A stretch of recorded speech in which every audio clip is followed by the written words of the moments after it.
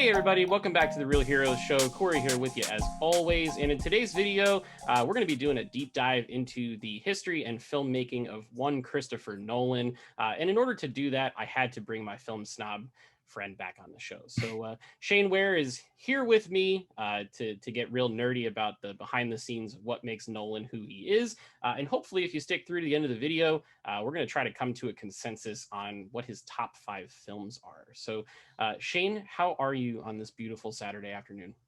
I'm good. It is hot in Texas. It's probably about as hot as it is in Florida. I say it's hot here in Florida too. We've It's had rain for brutal. about 2 weeks straight and oppressive humidity. It's really been great. So Yeah, these 3 months here in Texas are probably the worst of the year in yeah, terms of weather. you guys are having like 100-degree plus heat indexes and whatnot, right? Yeah, it's not as bad as I think the Pacific Northwest is supposed to get absolutely slammed Oh, really? this next week. Yeah, Oh, I was geez. talking like 110, 115 degree heat index. Like they don't have air conditioning up there. Oh, yeah. So Yeah. screw that. There'll be all the Home Depots will be out of window and portable units that everybody buys and then subsequently returns like Right. 2 weeks later. It's good. Cool, man. Well, to kind of dive into things, I figured we'd start this conversation with, just talking about Christopher Nolan and the type of director he is, some of the themes that tend to carry through all of his films, and how he likes to make movies. So I know you've got a lot of strong feelings on this, so I'll let you kick things off and hit me. Well, tell me about Christopher Nolan. Educate me on him. Okay. So I'm personally a big fan of most of his movies. I think currently there's a weird fascination among film fans towards Christopher Nolan, where like much with like anything out there, when something becomes super popular or beloved, a lot of people suddenly decide that they hate it. Mm-hmm. And Christopher Nolan is at that point in his career where people are starting to talk about like, oh, he's actually not good, and here's how smart I am, and I'm going to tell you why he's not that good. But I mean, clearly he is a phenomenal filmmaker.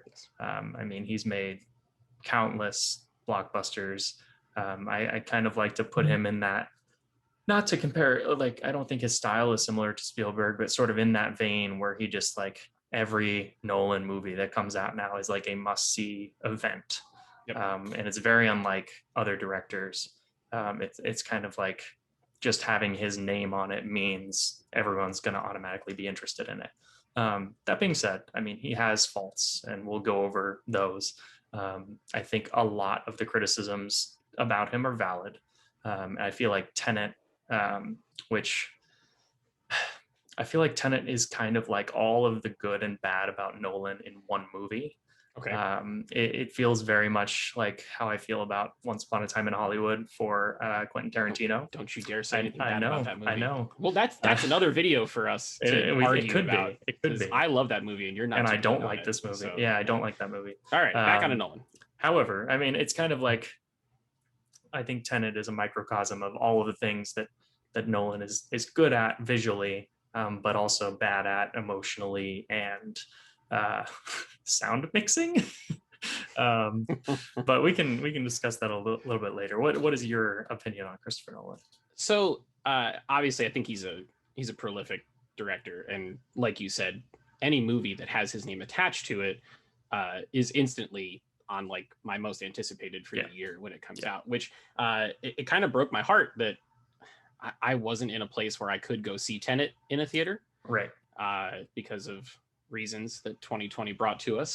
There was a lot of talk in the industry that Nolan was going to save cinema with Tenet, and that everybody was going to race back to a movie theater just to see his movie. It didn't happen. I guess it kind of happened internationally. There was some pretty good box office there, but on the domestic side, it really didn't do all that well. No. And a lot of people ended up seeing it either on a digital purchase or buying it on a 4K disc or something like that. So he's made the best comic book movie of all time. Yeah, in my opinion, agree with that. Which is one of those things where it's just like, not only does he make these like killer original stories, which in today's day and age, original story plus blockbuster really isn't much of a thing anymore. No, it's not. It's either you have someone like a Nolan or or Denis Villeneuve, or one of those big guys that comes in, and even those guys, like Denny's last two films are Blade Runner and Dune, which are established IP, right? Yep. I think the last big original thing he did was Arrival, or maybe Sicario. Yeah. So yeah, both of those really. It's a fading art, the idea of an original story that has a massive budget, but Nolan, being the guy that he is, and the with all the box office results that he's brought in, studios are willing to pay him exorbitant sums of money and give giant budgets to his films, which is really interesting. I'd say from a positive side, I admire his reliance on practical effects, and the fact that he will use CG when it's absolutely necessary, but he tries to capture everything in camera when he can. So whether that's driving an airplane into a building, or flipping an 18-wheeler in downtown Chicago, or building a rotating hallway for people to float and fight in, all of that stuff is very different from, let's just shoot on a green screen and do everything CG. So I love that. I love his collaborations with, a lot of the big names in film score. Obviously, he's a big Hans Zimmer guy. He's worked with Ludwig Göransson. They've made some great stuff together. Great cinematographers that he's used and everything too. And he's one of those guys that if he finds someone that he likes or something that works well for him, he goes back and uses that person again. So whether that's Wally Pfister or Hoyt van Hoytema for cinematography, or actors like Cillian Murphy, Michael Caine, he's really great with all that stuff. So I'm a huge fan of his. I have all of his movies except for Following, which I don't have that. I probably should rectify that. But how about some of the things about him that don't work? You said he's got some faults, and as somebody who's got an eye for that thing, going to film school and everything, I'd love to hear what you think on the negative side. I think his biggest fault in general is his movies feel too smart and sterile. I feel like he tries to produce emotion by using plot devices and using characters that he doesn't then develop. Tenet is like the worst example of this. Like, this is like the prototypical, everyone says he can't write like female love interest character, and then he completely fails to write female love interest character in this movie. It's just this random person who we're told that we're supposed to care about, or the protagonist, literally protagonist. That's what he refers to himself. Have a name. Yeah, is supposed to care about this person, but like we have nothing really backing up that relationship. It's almost like he just kind of feels sorry for her, and it just comes across as like damsel in distress, not developed at all. But he does this throughout his movies. I think the one that he does correctly is Rachel in Batman, because he kind of sets it up and begins and then follows that up in Dark Knight. And I feel like that thread works pretty well for me, because you get that whole backstory. They grow up together, and she's with somebody else, and then they can never make it work. And then even after she's gone, it has an impact on him in the next movie, which and I feel like that is when he does it right. Where he doesn't do it right is almost every other time. Most of the female characters are there to serve a purpose in the plot, whether that's to be almost an antagonizing force, or like like you have to like it needs some sort of anchor, like Tenet is that. But the antagonizing force is the Prestige, where the wife is like the character who he has to hide everything from, and like she's not even really developed much throughout the whole movie. The only reason she's there is to like explain the character's like two-sidedness. Sure. Same thing with Maul in Inception. Yes. Yeah. Maul was supposed to be like this, this character that you're supposed to root for, and she's supposed to explain like her feelings, and you're supposed to feel sorry for her, and you just don't. And it doesn't work. And because of that not working, it kind of like the whole emotional side of the movie doesn't hit. Right. On the other hand, they're all very smart. Like, you can tell he puts a lot of thought into his movies and how time works and everything like that. It just feels like he needs to focus more on the relationships within those stories and have the story branch out from that rather than the reverse. It feels like he almost writes the plot first, and he's like, what characters can I shoehorn in here to fit what the plot needs? So that's one downside. A lot of people talk about his editing. A lot of people talk about over editing. I don't necessarily agree with that. I actually watched a long breakdown of the Dark Knight tunnel chase, like the car chase, and how it's like poorly edited and we can't really orient ourselves. But I feel like people, like the 180-degree rule is often brought up as like, if you're breaking this rule, like you know, your audience is going to get lost. But I feel like audiences at this point are pretty good at orienting themselves in 3D space, at least better than we were in the past. And I think part of that comes from like, we've just been introduced to 3D space, like video games and VR, a whole lot more now than we did back when those rules were popular in the 50s and 60s and stuff. Sure. So you can break that rule a whole lot more than people say you can. Like I'm never really disoriented in the Dark Knight chase scene, despite the video explaining why I should be. And I feel like that's a lot of, you know, film criticism is like, you put things in a little box, and if it's outside the box, then it's wrong. But I don't feel like it's that much of a detractor. I do feel like though he relies too much on the gotcha moment, kind of like M. Night Shyamalan did for a while, where, and this is not necessarily a bad thing, but it seems like it happens in every movie, where in Act 3 we get this major reveal that then reframes the whole rest of the movie. I mean, he's been doing that his entire career, like Memento. I mean, the ending is reframing. You watch the movie again and you can get a whole new meaning of it. The Prestige does that. Interstellar does that. Inception doesn't really, but it's got like a third act, like twist, question mark kind of thing. Tenet, same kind of thing. It's Dark Knight Rises. He does it continually. And it gets to the point where like you are watching these movies and you're just expecting it. Like it's not even surprising anymore because you're trying to find out like, all right, I know the twist is coming. I'm going to figure it out. What's so like the by the time you get, right? by the time you get to Interstellar, you're like, well, of course he's the ghost. Like I knew that 20 minutes in because it's a Christopher Nolan movie. Right. And that's not to say he does it poorly. It's just, it feels like kind of a one-trick pony at this point where he just keeps doing what he feels like works.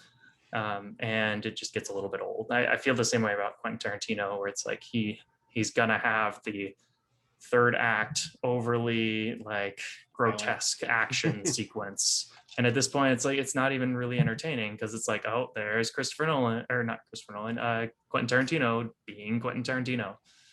Same kind of thing with Nolan, where at this point it almost feels like every movie is just a plot framed around a Christopher Nolan movie rather than him exploring different things. One of the things I love about Spielberg is he can make Jurassic Park and then he can make Schindler's List, and they're so wildly opposite movies, but he directs them both phenomenally. Right. That is an interesting way to think about it, because it's almost as if a guy like Nolan does one thing extremely well. And then lives in that space and just churns out winner after winner in that action thriller genre, right? Which is interesting because if you look back at some of his older movies, I hadn't seen Insomnia before. I still haven't seen it. I watched it this past week to kind of sort of prep for this. I don't do much preparation for anything. I have no actual credibility, but it almost didn't even feel like one of his movies because it's smaller scale. He didn't really have much to do with the screenplay. He was just brought in to direct the film. I think Soderbergh actually like recruited him to come in and that's interesting. Film, which is pretty interesting. And it almost didn't even feel like what I was used to seeing. Like I was waiting for the big twist at the end, but it doesn't really come. It's more of a straightforward story. There's not a whole lot of playing and pulling with time or whatever, and it kind of just plays out more like a typical crime drama, which was kind of refreshing almost, because Yeah. like, oh, this is a movie from Yeah. Christopher Nolan that it really just hinges on the performance of three actors. It's Al Pacino, Hilary Swank, and Robin Williams, and the movie just made me completely fucking miss Robin Williams Yeah. more than I already do, because Yeah. him in dramatic roles to He's me just is like, extremely talented. yeah, it's incredible. So Yeah. interesting you say that. One other thing that I find fascinating about his films that people tend to critique is how quick he cuts. I think I got no issue. I sent you a tweet the other day, and it was like It's a like list average of cut. average cut time for directors that are in Hollywood. The average length of a shot in a Christopher Nolan movie is like 3.5 seconds. Sounds Which about right. you think to yourself, wow, 3.5 seconds is like no time at all in the grand Yeah. scheme of things. And when I watch his movies back now, it's like burned in my brain, and I'm like, So man, you're just that is like, watching all the cuts. yeah, when he has conversations, Yeah. it's just like boom, boom, boom, boom. Yeah. However, you know, some people might not like that, but some people might think that that keeps the film rolling. It keeps the pacing. It's almost kind of like you watch stuff on YouTube where they say, if you're making a YouTube video, you know, cut in between a sentence and crop yourself in, because it reframes the viewer's brain. It hits a reset button, so that way they don't get bored and zone out, right? Stuff like that. You don't think about that, but if you're in a 6 or 7 minute long conversation that's intense between two actors, and you're just holding on like a static, you know, 50-50 frame, maybe that does get boring after a while. Who knows? And you know, by using different cuts and different angles to spice it up, it could be beneficial. Yeah, it's hard to compare directors like that just because of the movies that they make. Christopher Nolan usually makes action thrillers, and action thrillers are more naturally going to be cut faster than dramatic films. I will say he does cut a lot. His movies do move quickly, but he also at times knows when to slow down. This is like the anti-JJ Abrams thing, right? Where for Abrams it moves so fast, and like he can't stop. It's like he has ADHD or something. Like he just, everything is so fast, and that was really my main issue with like the Rise of Skywalker. It just goes and goes and goes and goes. Like you don't have time to process anything. But you look at like The Dark Knight is a good example, where you've got, you know, that action car chase scene, and then you've got, you know, those moments where like it's Batman just on the burning rubble, slow pan up, like long shot. Yeah, and stuff like that. He knows when to slow down and when to savor those moments, and it's a very mature. Like that's when you know a filmmaker knows what he's doing, and like he's really honed the craft, is when he can make something super exciting. And then he can tone. I mean, like Matthew McConaughey staring at the TV screen is somehow compelling, because it's just like a one shot on his face, and he's just reacting, and that's really, really well done. A lot of people like to make fun of that scene, but I think it totally works. It rips your heart out. Yeah, literally. And McConaughey puts on an awesome performance. But yeah, I mean, we can talk about Interstellar. We can talk about all of our top fives as we go, because we probably have pretty similar top five lists. But yeah, so let's get into that. So his filmography, it starts with Following, and then it goes to I believe Memento, and then Insomnia, and then Batman Begins. After Batman Begins, did he go straight to Dark Knight after Batman Begins? Or I think he did Prestige and then Dark Knight. I could be wrong. It could be Dark Knight and then Prestige. And then Inception, Dark Knight Rises, Interstellar, Dunkirk, and then Tenet. So a very robust repertoire of films there. So I have been tossing and turning on my top five in the lead up to this video. And it's like picking favorite children, I'd have to imagine. I don't have kids, probably won't, but if I did, I think it would probably be like a similar type situation. But my number five, I'll start because I'm the novice in the film world here, is Batman Begins. Okay. Is that your number five, or do your top five? And then I'll do my top five. All right. So because otherwise we're going to be just overlapping ourselves. Like, fair enough. So my five is Batman Begins is number five. Yeah. I got to look at my Blu-rays to make sure I get this right. Inception is number four. Okay. Interstellar is number 3. The Dark Knight is number 2. And then The Prestige is number 1. All right, so I'm happy because we have the same 5, Okay. slightly different orders. Okay, but good. We're gonna I like we that. arrive in that's good. the same place. My 5 is Inception. 4 is Batman Begins. 3 is Interstellar.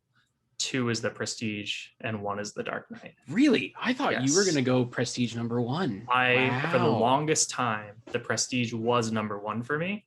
Okay. And recently it has flipped back. So let it Dark be Knight. known, this is the show where the host is the comic book guy, and Yep. he put the original film on top, and the Yep. film snob put the comic book movie as number 1. Boom. Yep, that is true. Click that like button, subscribe to the channel. Okay, so let's talk about those then. Batman Begins. What makes that a top 5 Nolan movie for you? I just think Batman Begins is great because it's, by Christopher Nolan standards, it's pretty small. Like it's this big blockbuster, but it's very character focused. It's an origin story, and it's told very, very well. But what I love about when they do superhero movies is when they focus on really the character behind the mask kind of thing. And a lot of people were like, Christian Bale, he's not really like this uppity Bruce Wayne thing, but it doesn't matter to me. Like, I don't care people if he's did not see supposed to be American Psycho. Yeah, I mean, I don't care if he's like the comic books. I don't care. I just want him to be a strong lead, and I think he's a very strong lead in that movie. People give Katie Holmes a lot of crap for her performance in that movie, but I think she totally nails it. I think she's perfect in that role. I mean, I understand kind of like the need to move away from her because she was doing other projects, and I think she may have been pregnant at the time, and Maggie Gyllenhaal does a phenomenal job in The Dark Knight as well. It's rare that you get an actor change that's so polarizing like that, but it totally works, but it works somehow. On both ends. Yeah, it's a reward to the risk. But I think like as a comic book movie, this kind of like started the dark and gritty comic book, right? It's kind of like that aesthetic that DC kind of went way heavy into for a while. But he does it well because at its core, it's both a character origin story and it's a mystery. It's a mystery thriller. He's a detective. It's almost noir based, right? You've got all the darkness and the bats and night. It's focused around that. It feels like a 50s Humphrey Bogart movie. It doesn't feel like a comic book movie. Right. I think that's why it really sells for me, is because it's like you could put yourself in this world and totally be like, yeah, that Batman totally could be doing all these things, right? Yeah, it makes sense. Even though it's like he's like using a rocket fueled tank to like, there's the guy in the movie where he's like, he's jumping on rooftops. Yeah, rooftops. But no, I think it's great. I saw it in theaters. It was actually a poor theater experience for me because the fire alarm went off 3 times. So like they restarted the movie once, and then the fire alarm went off again, and they restarted again. And this is like after they restarted it to the point, we were at the point in the movie where his parents die. And they restarted it to the very beginning. So this is like 30 minutes in. Yeah. And then after the second one, they were like, okay, we found a way to play it at the same point. So got a free ticket out of it. But that's cool. I mean, it was I distinctly remember seeing that in theaters, but I think it's great. At the time it was groundbreaking for what a comic book movie could be, and like there was no way that Dark Knight could really build upon that, and then of course it was better. It was better. I think the great thing about Batman Begins is when you look at his trilogy of Batman movies, Batman Begins is the only one that is really like a Batman focused movie. And this is coming off of a relatively dark time of Batman movies. This is where, even going back to the 89 Batman, the Ice Age. Sorry.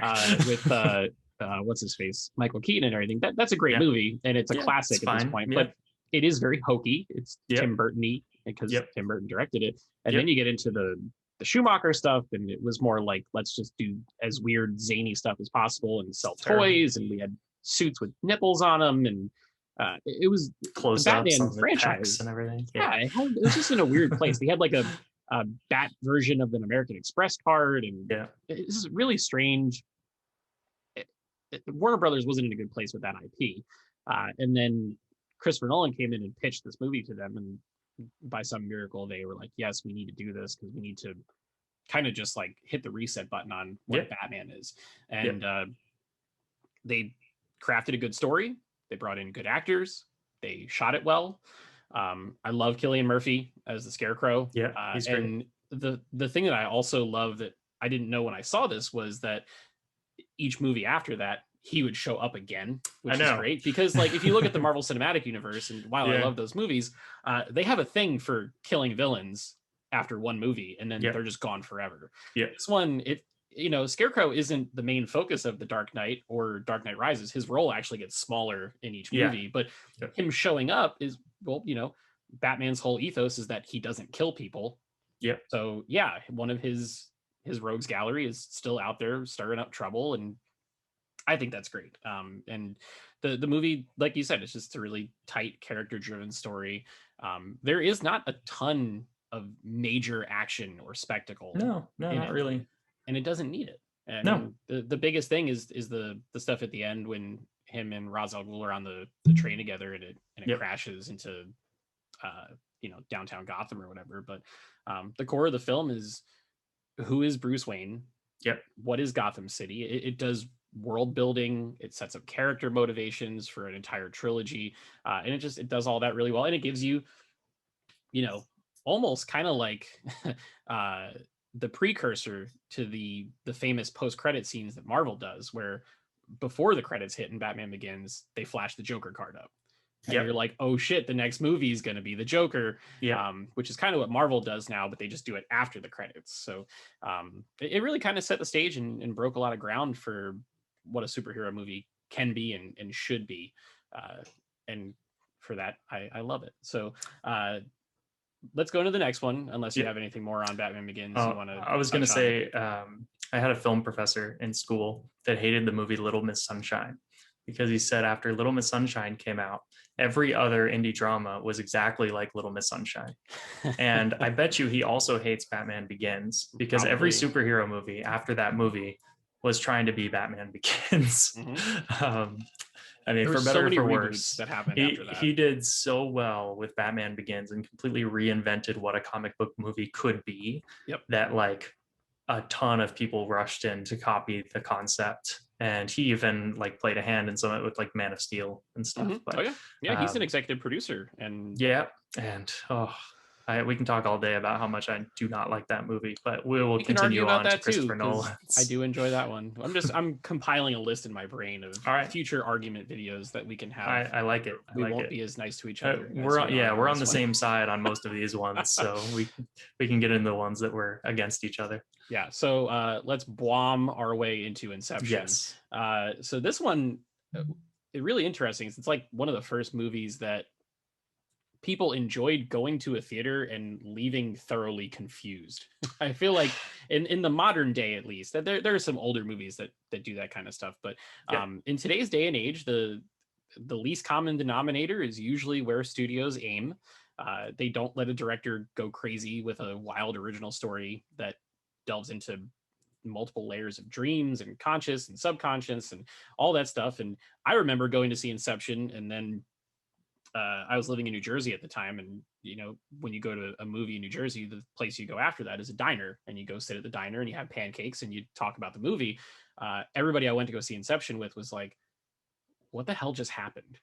Like, what did we see? Right? It was a really big deal, and I appreciate the movie solely for that. It was one of the first films that I saw when I was at an age where I could really think for myself and be like, I want to see more movies like this. I don't want to see dumbed down stuff where I know everything that's going to happen and then I don't care about it an hour later. I talked about Inception with my friends for like 3 months after it came out. So it's got a special place in my heart. How about you? I'm torn on this one, which is why I put it below Batman Begins. I think it does a lot of things right. I think it does a lot of things wrong.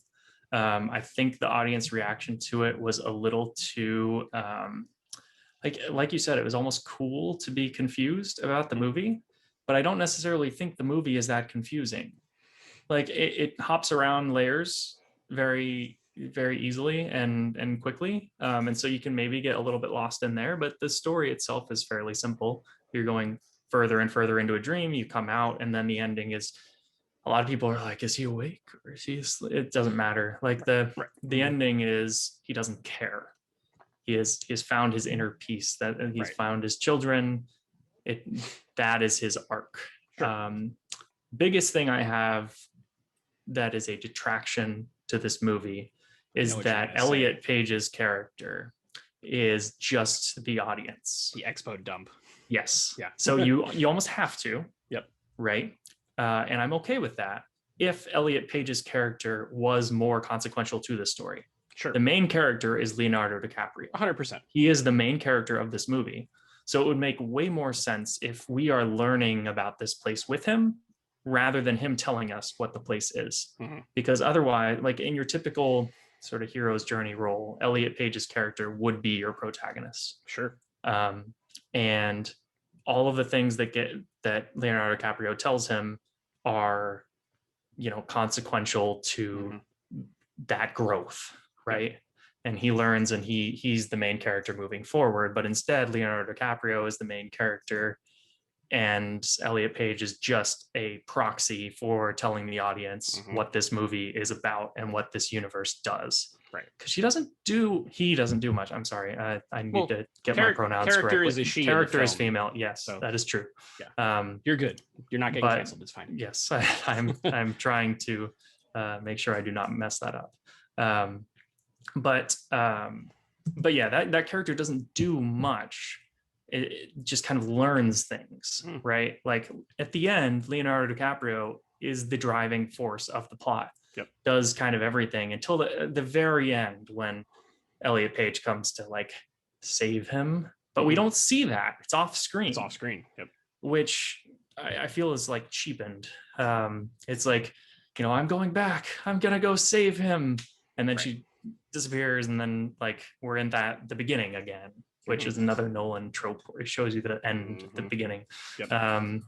And that's kind of why I have it below, is just because it takes the first hour explaining things to you, but then Elliot Page's character is largely meaningless in the story. But it also doesn't stop with the exposition. There is a scene, it keeps going. Like late in the movie where DiCaprio's character is like sniping people down, and Elliot Page's character is like, "What are you doing?" And Leo's like, "Oh no, don't worry, they don't really exist." Oh yeah, like he's still explaining the rules of the movie 2 hours into the movie. And it's like, okay, maybe you could have done that like an hour and 15 minutes ago and it would have been fine. Right. But when we're almost in the middle of the third act at this point, you probably need to trust that the audience is on board with what you're doing. But yeah, that's my big issue with Inception. I love the movie, but it is a little bit like the whole film is just one giant explanation. Yeah. Instead of trusting that the audience will go along for the ride, which later on in his career, Nolan starts trusting that the audience is going to go along for the ride, but at the same time, he's also making it more confusing. Yeah. It gets to like a weird inflection point where people, I had friends that watched Dunkirk and they were like, I don't understand. And I was like, it's 3 different timelines. They're like, it is. And I was like, okay. So, there is a certain point where your core audience is going to either go with you or just fall off. And I think later in Nolan's filmography, he's starting to kind of push up against that line. But I don't think Inception does that. I think Inception. No, I think it's fairly straightforward. It's complex. They explain everything almost to a fault, but you're never really confused because you're constantly being fed the information. Right. I mean, that I'm a big like anti-exposition dump sort of movie watcher, but it doesn't detract too much from my enjoyment of the movie because the character doesn't know anything about this world. That's like the best way to have an exposition dump. I don't like that Elliot Page is not the main character. Right. However, if you're going to have an exposition dump, put it on a character that knows nothing about the world so that you're not just saying random things that they should know. Right. Like my biggest critique in movies is when two people who know the same information are explaining the information to each other. And it's like they would never have this conversation because they know these things. Yep. And so I kind of hate that in movies, but this doesn't do that, which I like. Right. When you get into the dream sequences and Joseph Gordon-Levitt's character is there and Tom Hardy's character is there. Like everyone's in on it. Everyone knows. They all know the Yes. drill. They know exactly Yes. what's going on. The only character that doesn't is Ariadne, and they have to explain Correct. that a couple times, which whatever. Things that I love about Inception, it's huge, right? Yes. The scale is absolutely massive. The scene in the hotel with the turning is awesome. Yeah, Filmed and the fact so that they well. literally built Yes. a giant rotating So good. hallway, Yep. and Joseph Gordon-Levitt did all his own stunts inside that. Yep. is awesome. The scene where all the debris shoots out at the diner, Yep. and it's in slow-mo, that's all practical. Like Yep. they actually shot all of that out of a cannon while they're on set, which is The score is super cool. phenomenal. People like Oh, to yeah. go like talk about the blah all the time, but like the fact that he used the same, that Zimmer used the same like notes from that French song that they play in the dream, like it's so good. Like it's incredible. that is just that is somebody who knows their music theory and they're just executing so well. I love it. And that time at the end, the piece time is if you haven't watched like a live recording of Time, I think he does one with like a symphony. It's just there's a Blu-ray so good where he does like his greatest hits, and it's that and like the Pirates theme and all that. It's pretty killer. Zimmer is incredible. He did the music for Dune. Is he really? I didn't. Yeah. Okay. So fun fact, because this is a Christopher Nolan video. Nolan approached Zimmer about doing the music for Tenet, and Zimmer turned him down because he has a personal love for Dune as a story, and was like, "I have to do the music for that, Chris. I'm sorry." And then Nolan went and got Ludwig Göransson to come in. Ludwig did amazing. Tenet I love his score. Yeah. I hate the mixing of it, but I love the score. Yeah, but you can't fault him. That's not a thing. Yes. Which we could get into that in some of the other films that we talk about here. But anything else you want to touch on Inception? No, I think we covered it.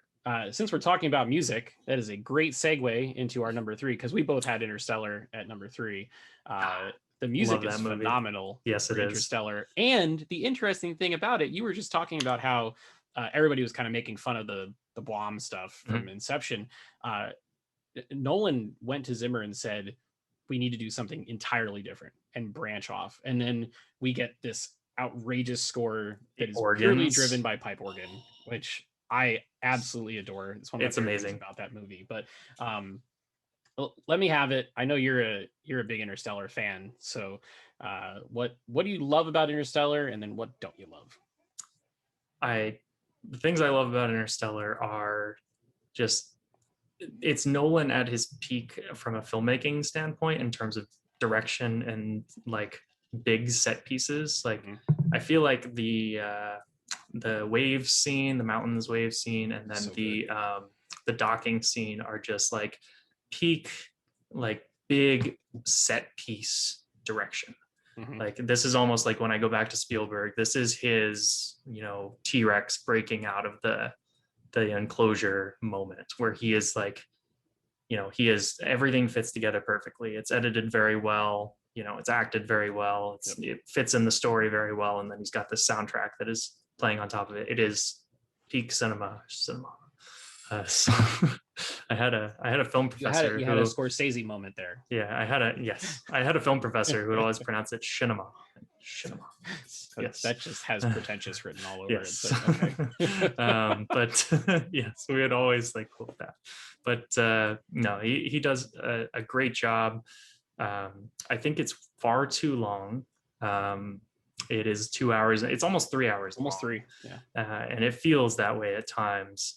No pun intended. But I think what he does wrong is, again, that emotional core, but not with McConaughey. I think McConaughey and the daughter works. That totally works for me. Yeah. I think what doesn't work is Anne Hathaway's character, her emotional resonance. It doesn't really, like in the end of the movie, she's like, you have to go save her. It's like, why? Like, they haven't really built too much of a connection Yeah, in they this spent half the movie. movie arguing. Yeah, you don't really care as much about that. I will say that a lot of people love to hate on the main, like, love conquers all theme. Hmm. Um, I think it's actually well done. Well, I'll say it this way: what he was trying to do works for me. The Okay. way he accomplishes it doesn't work as much. I think when Anne Hathaway gives that speech, it's very dry and I don't buy it. Okay. And like I get, because this is another thing that Nolan does poorly, is he explains themes, or he tells his characters to tell the theme of the movie Mm. in the movie. Yep. So like we'll talk about it with Dark Knight, where the ending is like Gary Oldman going on this like It's a rant. monologue. So what? It doesn't make any sense in terms of like how anyone would actually talk, but it works because it's a dramatic element. Right.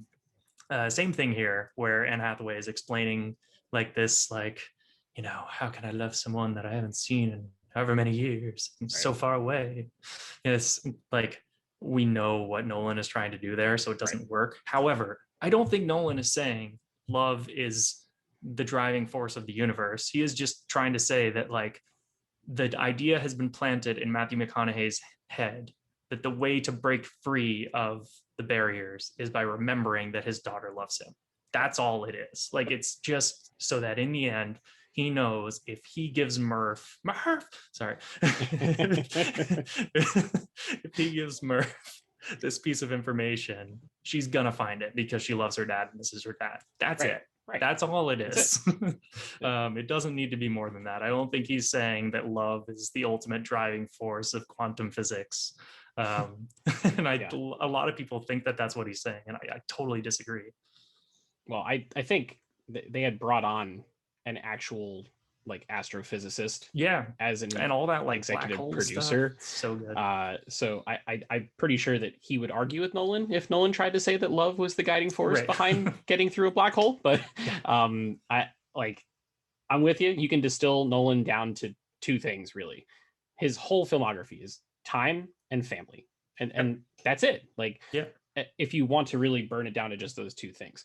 However, this movie, the first time I saw it, I came out of it scratching my head more than I did when I saw Inception, which made me realize, okay, maybe Inception is not as complicated No, it's not. as Yeah. I thought it was when I Yeah. was in my late teens, early 20s. Because Interstellar, it just the whole like I couldn't wrap my head around the idea of like, okay, well, if they spend 1 hour here, it's 7 years somewhere else. And then Right. like when that all starts to click, you're just like, oh my God, like you're literally missing your entire family's life. Every minute counts. I watched a video and I didn't even realize this. When they're on the planet where the mountains of waves happen, Yep. there's a clicking sound the entire time they're there. Yep. And each click represents one day on Earth. Yep. Yep. And like, holy shit, like that kind of stuff is just to me that's so cool. And then the payoff of that, when you get to that scene we talked about where McConaughey is just watching his family grow up through these little teeny tiny videos on a teeny tiny screen. Yep. And it gets to the point where it's Jessica Chastain, right? Yep. Who plays Murph.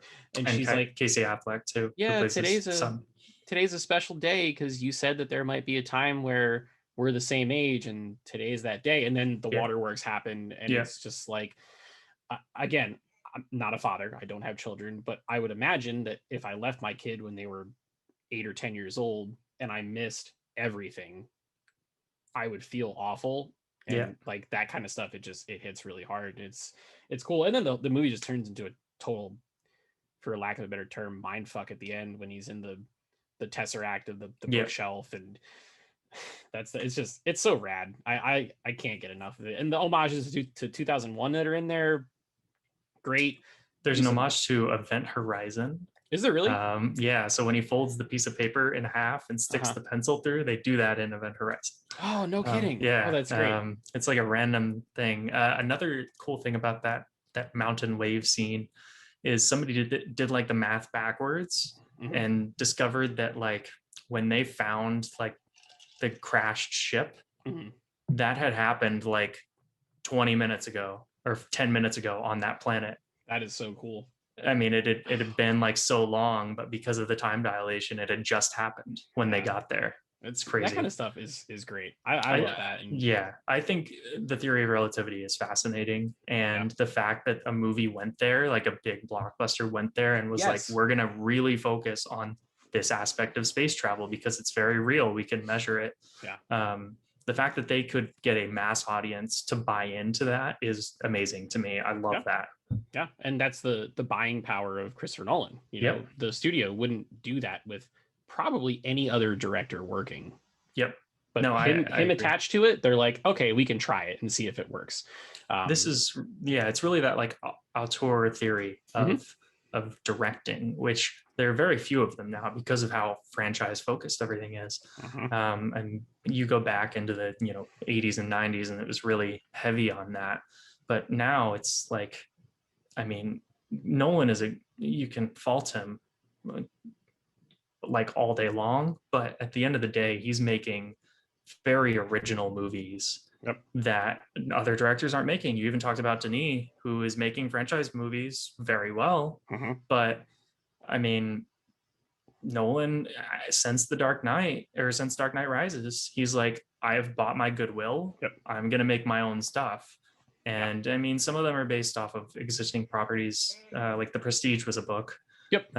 But these are movies that people are unfamiliar with and characters are unfamiliar with, and he is making them with big budgets, and we should applaud that. I mean, even Tenet, which I feel like was a miss, like nobody's made a movie like that before. No, nobody's had the guts to make a movie like that. and right? Like the fact that he's still attempting to do these original movies is like very commendable. Yeah, I do feel like it's only a matter of time until like he makes like a Star Wars movie or something, because I'd love it. Like life, like it's cyclical, right? Like he did his Batman movies and he earned his goodwill, but then he's made some stuff that's been kind of weird and hasn't 100% hit with audiences, and then he'll swing back around. If they could recruit Christopher Nolan for Star Wars, like, can you imagine like the pop culture explosion that would be? Why couldn't they though?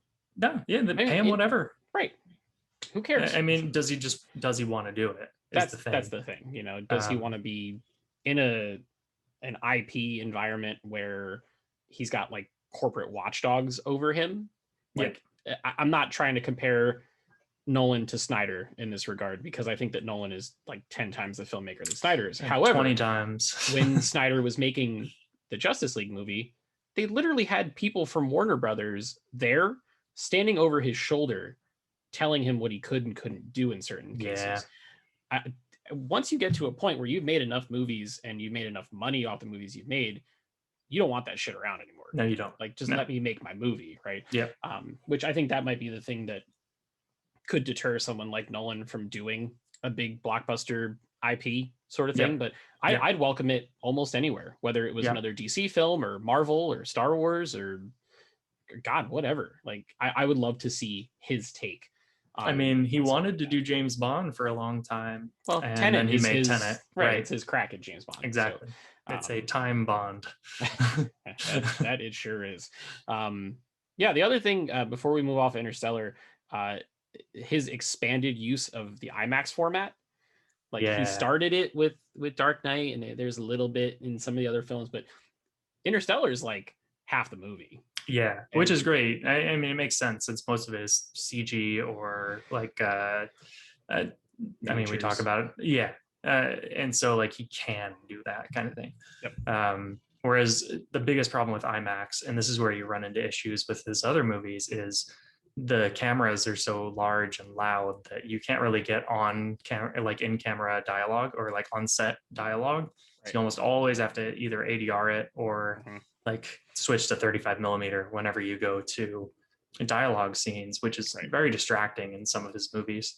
Interstellar does it well because it's like everything inside the ship is 35 millimeter, everything outside is 70 millimeter. Right. And they built a custom rig for the IMAX cameras to sit on the outside of those spaceships, so that way it didn't like jostle around or whatever while they were doing what they did. And it does work. You mentioned the muffled dialogue. The opening of Dark Knight Rises is entirely shot in IMAX. And they had to ADR Bane's voice because they released like I can't remember what movie it played in front of. Oh But like yeah. it was like, if you go to see this movie in IMAX, Yes, you'll you see the opening intro scene of of Dark Knight Rises, right? yes. And everybody that went to see that said, I couldn't understand one word that Bane said. Yeah. And then by the time the film actually released in 2012, they went in and fixed it, but they had to do ADR to do it because the IMAX camera wasn't picking up, what he was saying behind the mask. Yep.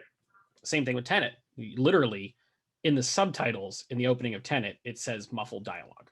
It's you have no idea what the guy's saying unless you have like eagle ears and you can pick it out. But I mean, like it feels like it's getting worse and worse. And I don't know if he's like losing his hearing or if his sound mixer is, but like bring in some other dude to just listen to it, or like a focus group or something to just listen. It's just dialogue. The other effects are all great. Yeah. And they sound wonderful. And like he's not afraid to use a subwoofer to its full capability. But for some reason, dialogue tends to get a little bit lost in, especially in his later films. So. Yeah, I think I told you this earlier, that it feels like Nolan has the case of knowing what the script is. So when he's watching the movie, he's like, I know what they're saying, so of course I can understand them, right? Yep. But if you don't know what they're saying already, then it's hard. And especially in movies that move very quickly. Tenet was like, it almost felt like a joke. Like in the very beginning where they're like on that boat and he's explaining like, I've got one word for you, it's Tenet. There's like waves and like bells and like it feels like somebody is just like, oh, let's throw more on there. No, a little louder, more. Yep. And you just have no idea what's going on. I mean, the peak of this is like, ironically, the climax of Tenet, where it is Kenneth Branagh speaking behind a glass barrier while he is speaking in reverse while he's doing a Russian accent. And it's like, how on earth is anyone gonna understand this? Like, you have to watch it with subtitles. Like, and it's like a key moment of the film. You have no idea what they're saying. Yeah, I'm glad to a degree that I didn't get to see that in a theater, because I wouldn't have understood what was being said. And when I watched it at home on the 4K disc, I had heard from people that went and saw it in a theater, like, turn your subtitles on before you even start the movie. Don't think that you're going to be able to make it through, because you won't. And I was glad that I did, because it was much easier to understand what was going on. I am the most anti-subtitle person when it comes to movies in a native language. So like, I'll see foreign films with subtitles, of course. Right. But in terms of like, I was always of the opinion that the sound mixers will have you hear what they need you to hear. Like, if you're going in to watch a movie, don't put subtitles on, because a lot of times it can spoil the delivery of lines. It can spoil, like, you've got a line too early or something like that. Or you spend the entire movie doing this. Right. You want to watch a movie without subtitles if you can understand the language. Right. Every time. With Tenet, I told every person to watch it with subtitles. Every single person. Yeah. So that just goes to show how bad it is. The most anti-subtitle person told everyone to watch it with subtitles. Yep. Hey everybody, so if you can't tell already, this video went on really long. We ended up going for about an hour and a half, so we're going to slice this video up into 2 parts. Hopefully you'll stick with us later in the week for part 2, where we deep dive into both The Prestige and The Dark Knight. We'd love to hear your thoughts below, so drop us a comment and let us know what you thought of the first 50 some odd minutes of this video. And if you'd like to support the channel, go ahead and like this video, subscribe if you haven't already, turn on those notifications, and like I said, we will cover the other 2 films on our top 5 Christopher Nolan list later this week. And until next time, we'll see you guys in the next video.